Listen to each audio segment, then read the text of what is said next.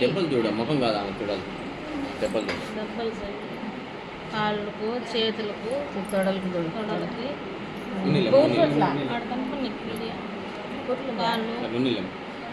చేతులు చూడు. ఈ కాళ్ళు కాళ్ళు గదిలి కాళ్ళని రిక్రూటేషన్ చేతులు నడుము దెబ్బలు వంగబెట్టి కొట్టినారు మెడకాయ ఎంత వంగబెట్టి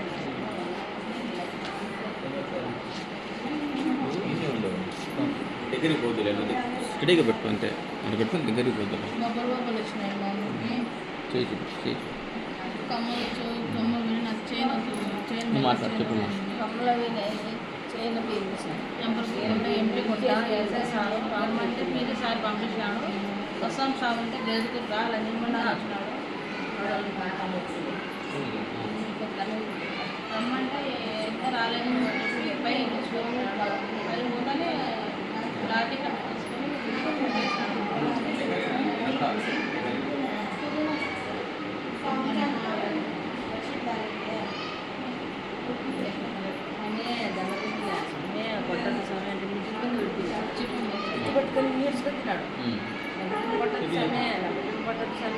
ఊరు ఇసి పెట్టిపోతానంటేనే వదిలినాడు.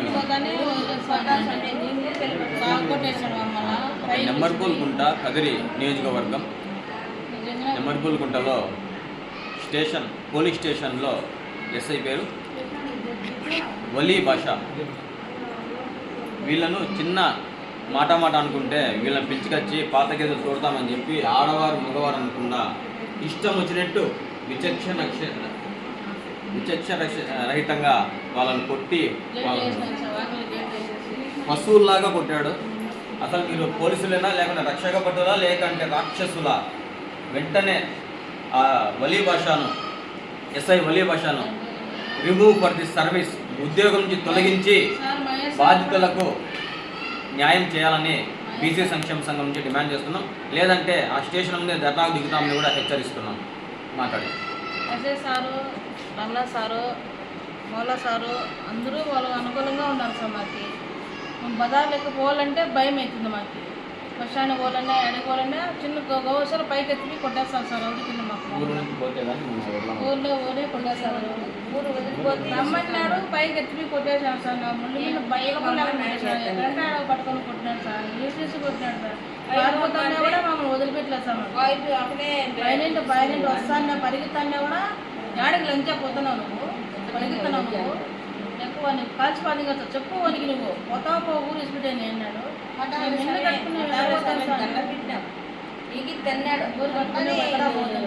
మంచిగా వాళ్ళు పంపిస్తావా పంపిస్తాడు సార్.